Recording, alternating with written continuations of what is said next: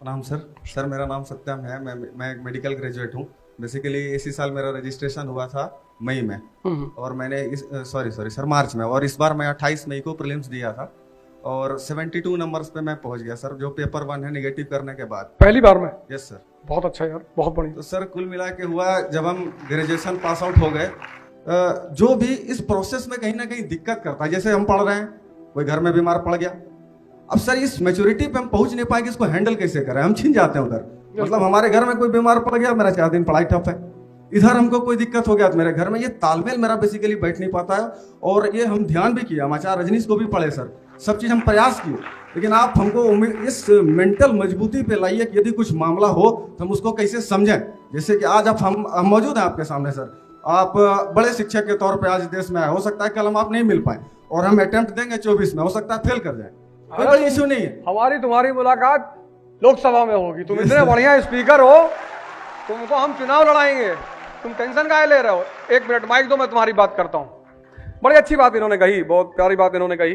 ये लगभग हम सबकी समस्या, कोई इनकी अकेले की समस्या नहीं, ये समस्या हम सबकी, कि जीवन और कंपटीशन सब साथ में चलता है। अब इस साल एक लड़के का सिलेक्शन हुआ, उसका नाम है रोहित करदम।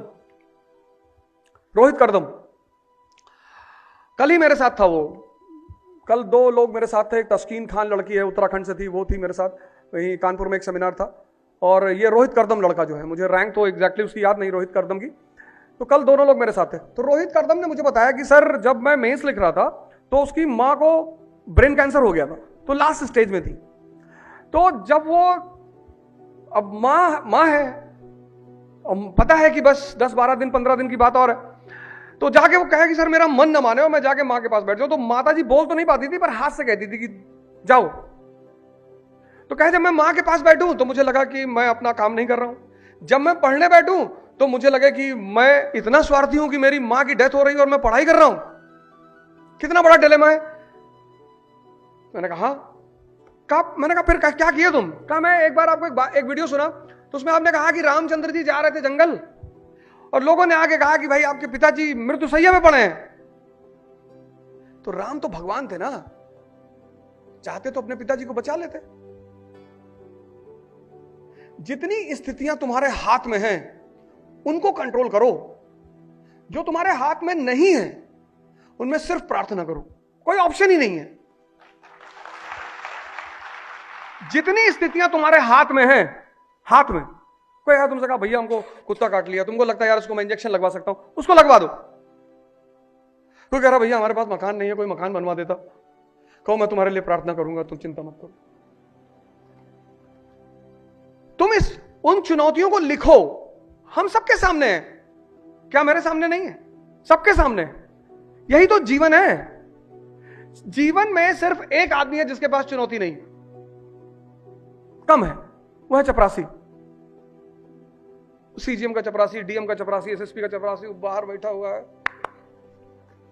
मस्ती से, जो भी मिलने आता वो उसको भी राम राम कहता है कि और बाबूजी बढ़िया बढ़िया साहब है, हाँ है, बैडमिंटन खेलने का, बैठो। तो 500 रुपये दिए, कहा नहीं बुलाते हैं, अभी तो बैडमिंटन खेल चुके हैं।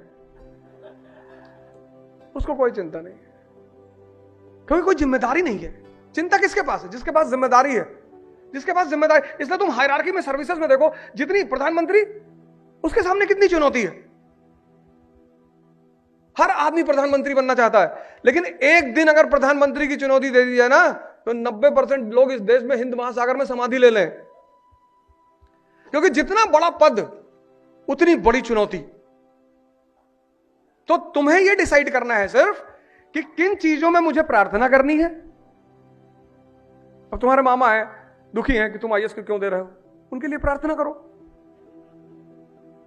हमसे बहुत लोग कहते हैं कि हमारे रिश्तेदार परेशान करते हैं, कृष्ण के भी तो किए थे परेशान, वो उनका धर्म है।